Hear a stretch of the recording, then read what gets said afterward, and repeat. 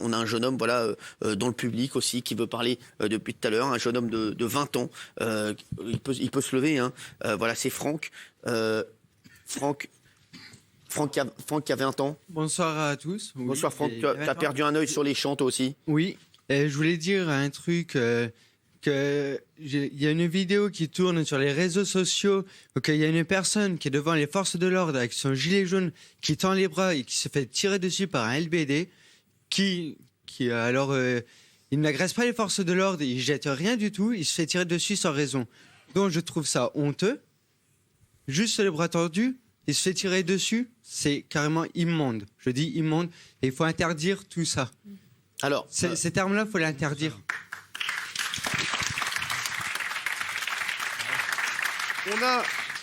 On a avec nous depuis le début de l'émission, enfin depuis le début de ce sujet, Antoine, qui a 26 ans, qui est graphiste. Antoine, toi, tu t'es retrouvé là par hasard.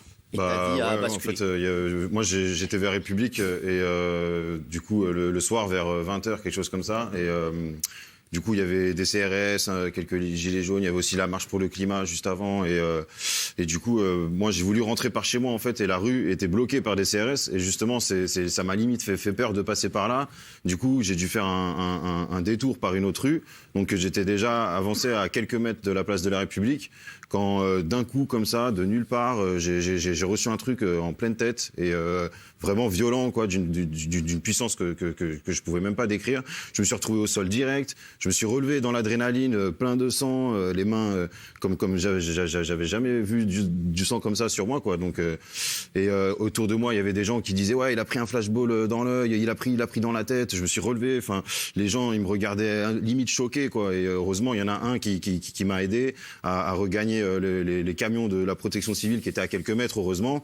Et après, voilà, une fois que j'étais là-dedans, enfin, je comprenais pas trop. Je me disais pourquoi, alors que moi, à aucun moment, je me sentais en danger, en fait. Je me disais, je suis là, je fais rien, j'ai même pas de gilet jaune, je suis même pas manifestant. Et paf, quoi, j'ai reçu ce coup-là, venu de nulle part, quoi.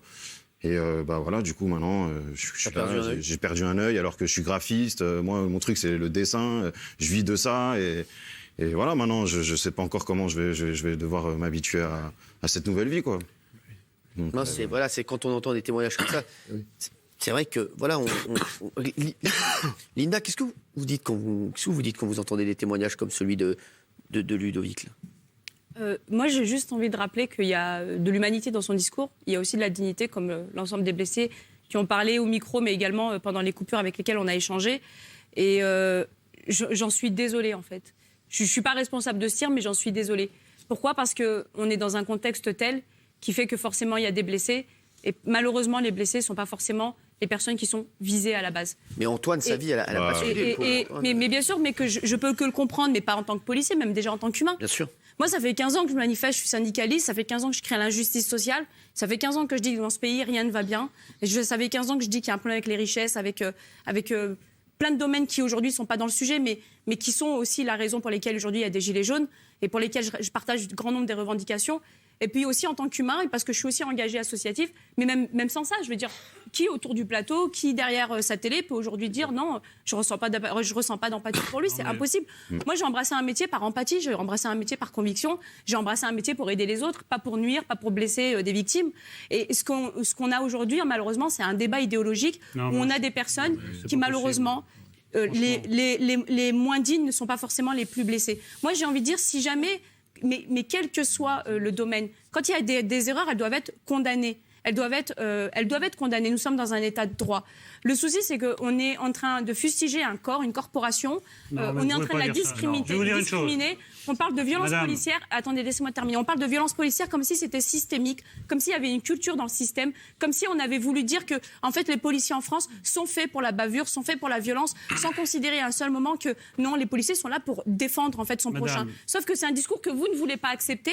On est en train de dire qu'en gros, qu'un système qui est humain avec toutes sa parfaite imperfection qui est celle de l'humain, et ben du coup, on attend de lui qu'il soit lui parfait, qu'on soit en fait des robots, qu'on ait une capacité de résilience maximum, qu'on ne puisse jamais faire d'erreur, qu'on ne puisse jamais faire d'erreur. Et c'est ce qu'on nous reproche en fait. Éric Nolot. On nous dit d'être parfait. Et si on est triste et si on fait des erreurs, et ben dans ces cas-là, on est les pires des monstres. Vous refusez le discours humain. Pire des monstres, c'est vous qui. Non, mais je vous laisse cette Ça fait expression. des années qu'on nous robotise et qu'on nous déshumanise. Et Je quand vous on explique montre juste un le brin problème que d'humanité, j'ai. alors dans ces cas-là, Un kebab, si vous vous arrêtez un instant, on va pouvoir en placer une. Je vous explique juste le problème que j'ai avec ce débat.